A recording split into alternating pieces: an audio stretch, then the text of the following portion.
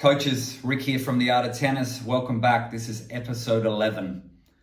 Today, we're going to be discussing the three types of clients you have, three types of tennis players, and how often they play per week and how that changes how you manage them. So, look, most of your coaching program or academy or school, call it what you like, most of it will be full of people playing once per week. All right, so who plays once per week? So you've got the triers at a younger age. The parents go, oh, let's play some tennis. Tennis is a nice, safe sport. It's great for girls and boys. Let's sign up for tennis lessons. Okay, so they sign up. Maybe it's $250, $300 for a term of tennis. It's a group lesson and they play once a week. Maybe it's an hour a week, would be, say, an average for this situation. Younger kids might be 30 minutes or 45 minutes. So these are your once a week players. Now,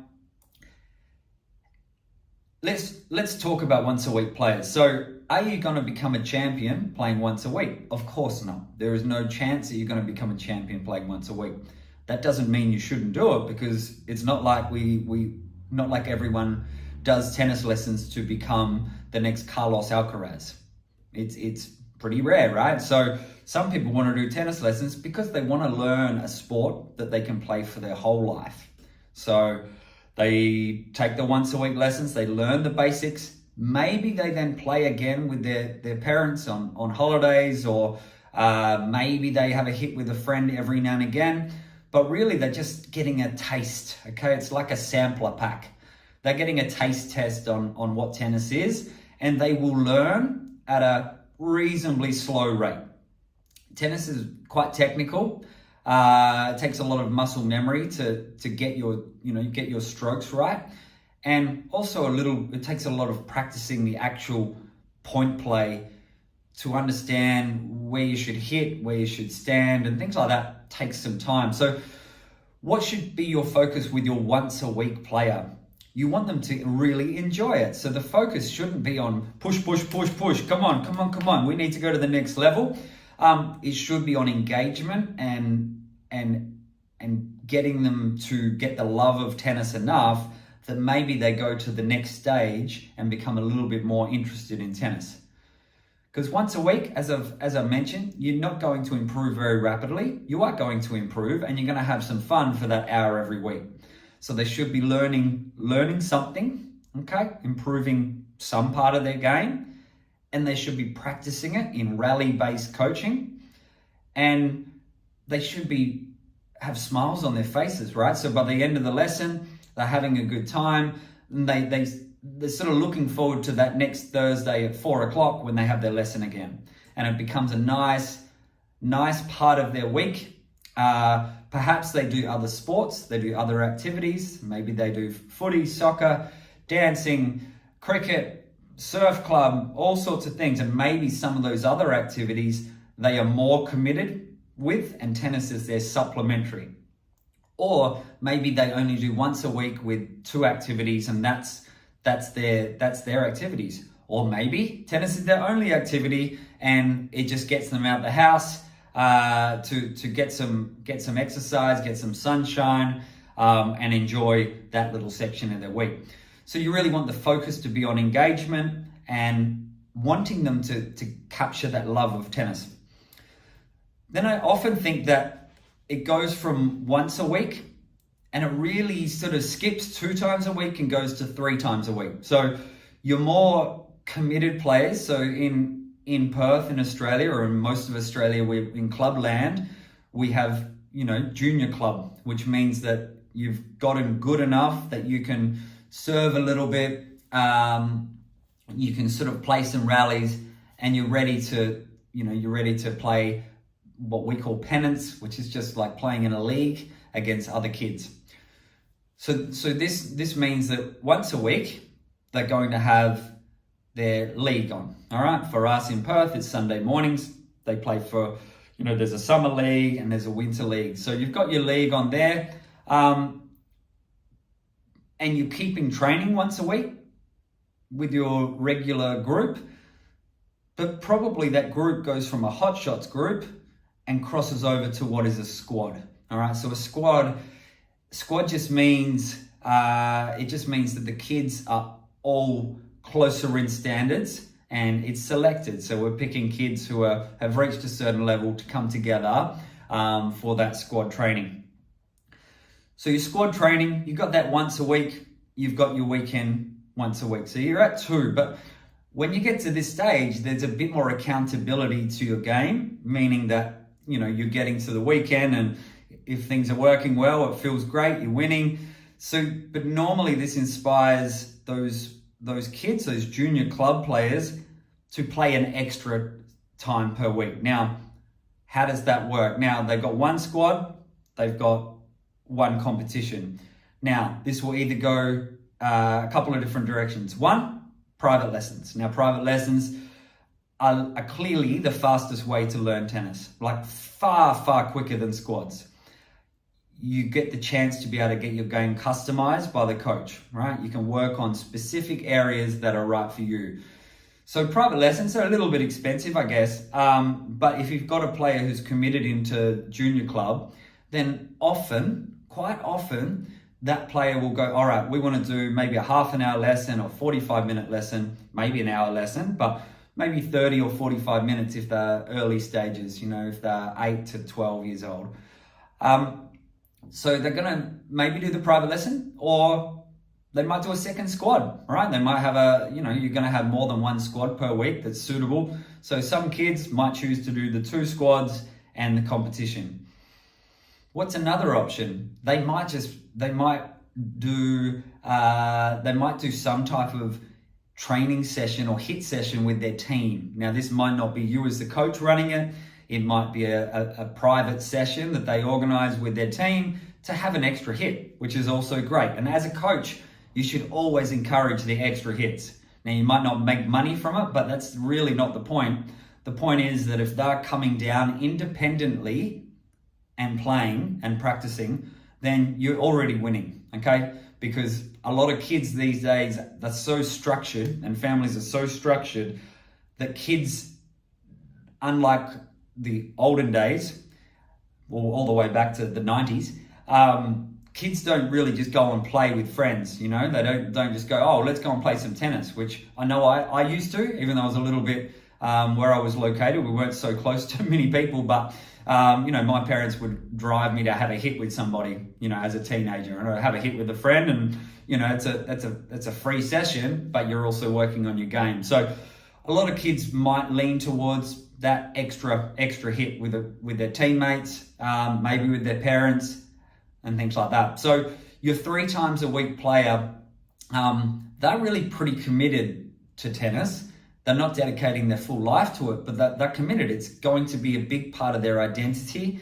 What do you do? Well, I like to play tennis. I play in a team and I train, and so as a club player, how good can you get? You can get pretty darn good, because you've got the trifecta of competition, of, let's call it technical training, which in a squad it can be technical. At Scarborough, we go heavier on technique in winter in our squad sessions, and then we go more match play, point play, constraints-based drills in sort of the summer. So it's periodized a little bit, that you're peaking in the summer season, a little bit less technique, but you're getting that, and then maybe you're getting an extra hit session outside of that, right? Where you're just doing another practice. So you've got competition, you got your extra hit practice session, and you got the squad session, which is, really working on your game. Or if you do the private lesson option, then you're getting good heavy technique practice there. You've got a coach who's really mentoring you. So private lessons are more than just the coaching. You're effectively entering a mentor relationship with that student. And you should take that responsibility seriously, because you're a huge impact on their life. And everything that you say or do can have a pretty big ripple effect on both their game and their confidence and their enjoyment, etc. So if you're that 3-day-week player, whether it's private, squads, your own hit, and then competition, you're getting a really nice blend of different tennis activities. Now, the 3 times a week player, I've coached players who've done the 3 times a week who get state rankings, all right? Not top 5. It's unusual to be, say, a top 5 state ranking if you're playing 3 times a week.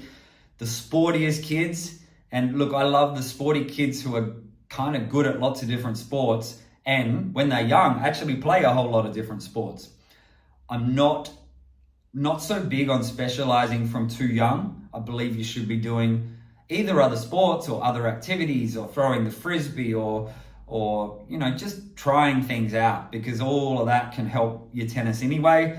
But really, the 3 times a week player, they can become top 20 in the state if they're sporty and they learn quick, right? And they often, those kids in the competition, they almost accelerate through that learning process. They might lose and they knuckle down and improve a bit.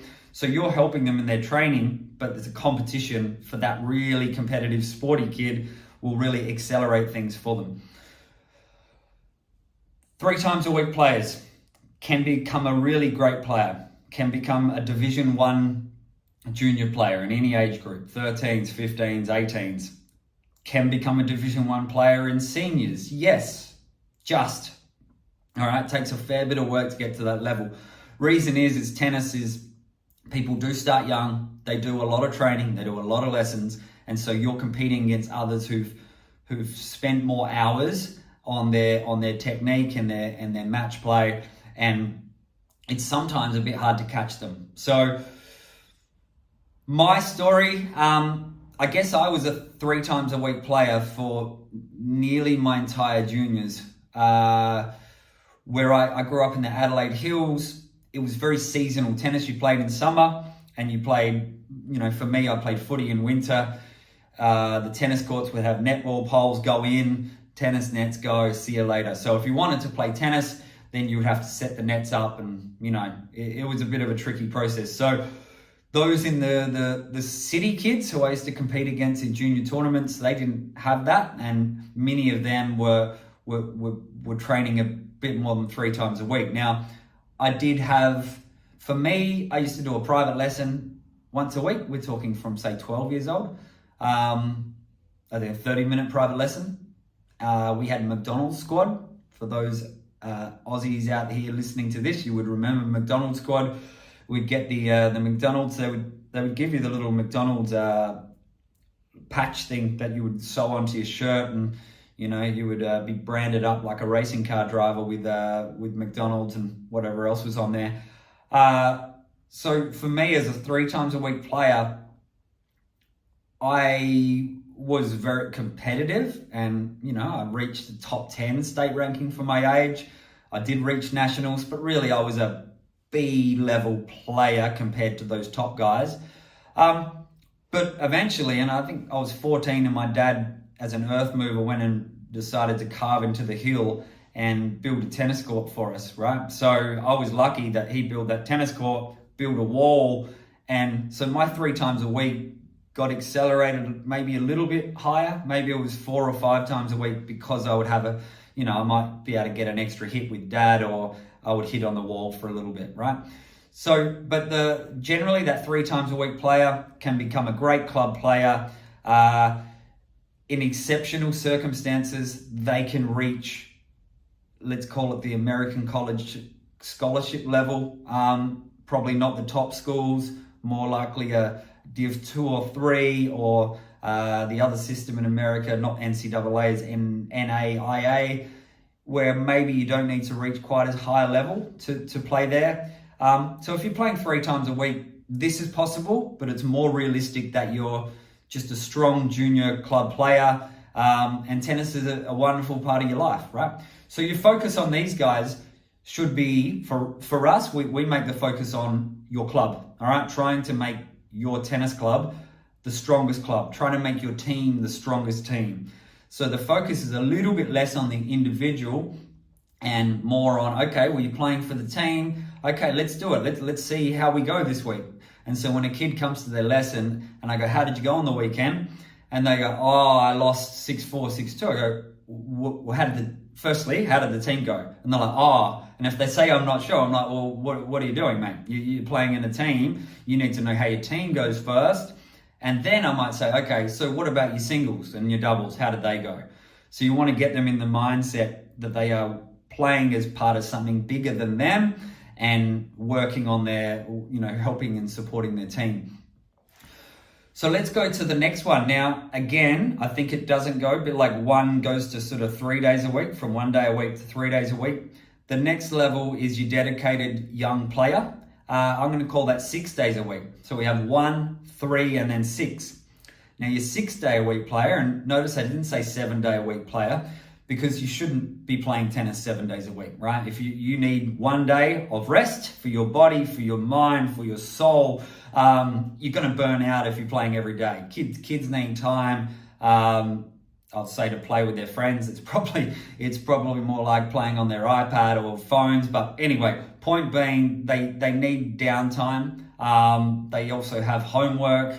They also have family commitments. So you can't play 7 days a week. It's not I don't think it's conducive to helping them anyway. So your 6 days a week, maybe even 5 days a week, that's going to be a very dedicated tennis player. 6 days a week. Now, how are we breaking 6 days a week up? Now, probably we're looking at 2 to 3 squads per week. Okay, 2 to 3 squad training. Now, it might be an hour and a half each, maybe 2 hours, depending on how old you are. So you've got the 2 to 3 squad training. Now, private lessons, 1 to 2. Okay, don't need 3 private lessons a week. It's expensive for the family budget, and it's just not needed. It's sort of overdoing the technical side without them doing the sparring with other kids, etc. So you got, maybe 1, 2 would be high, but once a week private lesson. Maybe it's a little bit longer than if you're a club player. Instead of 30 minutes, it might be 45 or an hour. And then you've got extra sessions. Now, those extra sessions might be a paid HIIT session. So a HIIT session is normally not coaching, not instructional. It is with a older teenager, maybe someone in their early 20s who play well, and you're basically hitting with them at their intensity for a session. So, the rate for that session is lower because it's not getting the instructional value, but you are getting the sparring value. So HIIT sessions can be really good once you're doing a private, and once you're doing your squad and your competition. A HIIT session can fill that out quite nicely. You're also probably looking at another competition opportunity, right? Now that competition opportunity may be just playing against, again, maybe a teammate, maybe a fellow passionate player who you just play a set against, or a couple of sets. Really important. So you're probably trying to double your competition from 1 to 2 days a week. Your squads are going to 2 to 3 days a week. And then your private, 1 or 2 days a week there. Now, as a 6 day a week tennis player, you're getting to school holidays and you're doing tennis tournaments, right? You need to be playing tournaments all the time. Don't do the whole holidays, but my advice is still leave a few days free in the holidays and play for half of the holidays. But you need to play to work on your game, and the whole thing is really feeds each other. So you do the competition, and suddenly you're going to get more out of your next lesson, and it goes from there. So the 6 day week tennis player, what else are they looking at? Now they need to be looking at some conditioning type work as well. All right, you need to make sure the body is strong, that you're fit and fast and agile. And a committed player is going to involve this as part of their week. All right, they need to be seeing a physio or chiro to make sure their body is in good condition, because there's no point pushing and playing 10 to 15 hours a week if your body's breaking down and you're missing out on that time to develop. So you've got to make sure your body's in good condition. You're probably starting to look at some more mental skills, some visualization and breathing techniques, and different ways to set your mindset up for success when you're playing matches. Okay, you're dealing with a lot more adversity here because you're probably pushing yourself higher and higher. So you're going to have setbacks. All right, you go to a higher level, lost there, back we go, work on the game. But the 6 day a week player, they are committed to becoming the best they can be. Now, depending on who this is, if you play 6 days a week, look, I would say that you're going to reach a Division 1 level if you're playing 6 days a week, even if you're not naturally sporty. You've got to be careful because some kids struggle with coordination and it doesn't quite work out for them. But if you're semi-coordinated and you train, then you can reach a Division 1, you can reach that top 20 state ranking and go from there. But really, if you're 6 days a week and you're trying to maintain that, you should be aspiring for something higher than that. You should be aspiring for definitely a top 10, top 5 type state ranking. You're working on your UTR rating, and you've got goals. Those goals might be the college tennis, and might be reaching the low levels of pros to start having a crack in tennis there. But really, it's a very committed player at 6 days a week. So from a coaching point of view, how do you manage that? You need to nurture them through that journey. You need to talk to the parents. You need to talk to them regularly. And understand that this commitment, that requires commitment from you as well to help them on their journey. You're not going to have many 6 day a week players unless you're running an elite academy only. So if you're in a club, you might have 5% are these players, all right? Or something like that. And they're the ones playing all the tournaments. They're doing a lot of the training. They're obviously good clients to you. But again, be careful not to dedicate your whole life to just those players, because you've got to feed that system with kids who are young and up and coming. So you need the feeding to lead into some of these players. So don't forget those type of players as well, right? But there we go. So we have the once a week player who is participation. We have the 3 times a week player who's the junior club player, playing in a league and really enjoying their tennis. And then you have the 6 times a week player who is your aspirational player, who is aiming to get the most out of their game. And, they're aspiring towards, some other tennis goals as they get through their teenage years. So that's it. Just an interesting look at the different types of clients or tennis players that you're going to have at your club, academy, coaching school. That's it from me. We'll see you next time. Cheers.